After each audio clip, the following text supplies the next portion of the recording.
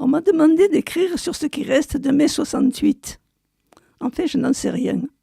J'en suis si éloignée maintenant. Ma première réaction a été de dire rien. Et pourtant, non. Les choses ont changé, comme elles changent tout le temps. Je suis rentrée en Nestlé en 56. On travaillait 50 heures par semaine. Le directeur et certains petits chefs pensaient avoir le droit de cuissage. Mais il n'y a jamais eu de viol. On travaillait debout. Les salaires étaient opaques.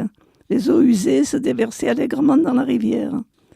Quand nous avons fait la grève en 68, les choses avaient déjà changé.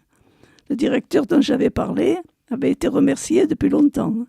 Des gens honnêtes et courageux avaient fondé des syndicats. Les directeurs ne puisaient plus dans les caisses de la société.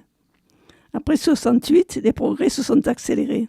Il y a eu les 35 heures, les congés portés à 5 semaines, la sécurité assurée. Le travail était devenu réellement acceptable. Mais quand je suis partie, j'ai senti le déclin. Le directeur d'alors disait « Les femmes phagocytent les bonnes places ». Il n'est pas venu au pot de départ, alors que les précédents l'auraient fait. Par la suite, les actionnaires sont devenus si gourmands que malgré les efforts des ouvriers, qui ne voulaient surtout pas qu'on leur attribue la fermeture, ils ont travaillé jusqu'à ce qu'on leur coupe l'électricité, l'usine a quand même été revendue. Sur le plan général, les progrès sur le plan social se sont poursuivis en France. Mariage pour tous, accès de beaucoup de postes aux femmes, ce qui était encore difficile quand je travaillais, malgré les lois égalitaires, et sans doute bien d'autres choses que j'oublie, comme la protection de la nature.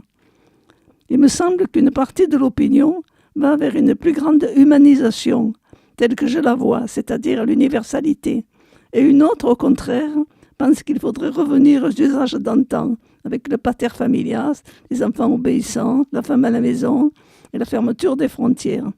Comme toujours, c'est le retour du balancier.